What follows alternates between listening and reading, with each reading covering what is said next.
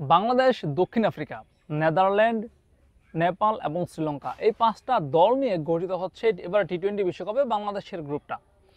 এই গ্রুপ থেকে দুইটা দল সুপার 8 নিশ্চিত করবে। 4 গ্রুপ থেকে মোট 8টা দল সুপার 8-এ পৌঁছে যাবে, যার কারণে প্রতিটা গ্রুপ থেকে আসলে দুইটা করে দল যাবে। তো এই যে দুইটা দল মানে গ্রুপের টপ 2, এই টপ 2 এর লড়াই কিন্তু বাংলাদেশ এই মুহূর্তে বেশ ভালো অবস্থানে রয়েছে। বাংলাদেশ নিজেদের প্রথম ম্যাচে শ্রীলঙ্কার বিপক্ষে জিতেছে, আর শ্রীলঙ্কা ইতিমধ্যে দুইটা ম্যাচ খেলেছে এবং সেই দুইটা ম্যাচে তারা হেরেছে, যার কারণে বাংলাদেশের সঙ্গে আসলে মূল যে প্রতিদ্বন্দ্বিতাটা, এটা আমরা যে বিশ্বকাপের শুরুতে বা বিশ্বকাপের পূর্বে সবাই যেটা ধারণা করেছিল যে বাংলাদেশের লড়াইটা হবে শ্রীলঙ্কার সঙ্গে, আর দক্ষিণ আফ্রিকা এই গ্রুপ থেকে সুপার 8-এ যাবে। দক্ষিণ আফ্রিকাকে নিশ্চিত ধরে বাংলাদেশ এবং শ্রীলঙ্কার মধ্যে একটা দল যাবে, এরকমটা সবাই প্রেডিকশন করেছিল। তো সেই লড়াইয়ে শ্রীলঙ্কার বিপক্ষে জয়ের মাধ্যমে বাংলাদেশ কিন্তু অনেকটা এগিয়ে গেল।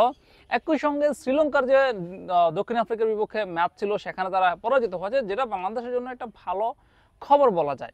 এখন বাংলাদেশের সামনে তিনটা ম্যাচ, একটা হচ্ছে দক্ষিণ আফ্রিকার বিপক্ষে, একটা নেদারল্যান্ডের বিপক্ষে এবং একটা নেপালের বিপক্ষে। যদি আমরা দক্ষিণ আফ্রিকার বিপক্ষে বাংলাদেশের ম্যাচের হার ধরে নেই, তাহলে নেদারল্যান্ড এবং নেপাল রয়েছে বাংলাদেশের সামনে। সেই দুইটা ম্যাচে বাংলাদেশ হয়তো বা জিতবে, হয়তো সহজেই জিতবে। যদি সেই দুইটা ম্যাচ বাংলাদেশ সহজেই জিতে বা কষ্টার্জিত জয়ও যদি বাংলাদেশ পায় সেই দুইটা ম্যাচে, তাহলে কিন্তু বাংলাদেশ সুপার 8-এ পৌঁছে যাবে এবং খুব সম্ভবত এবারের বিশ্বকাপে বাংলাদেশ কোয়ার্টার ফাইনাল মানে সুপার 8-এ যাচ্ছে।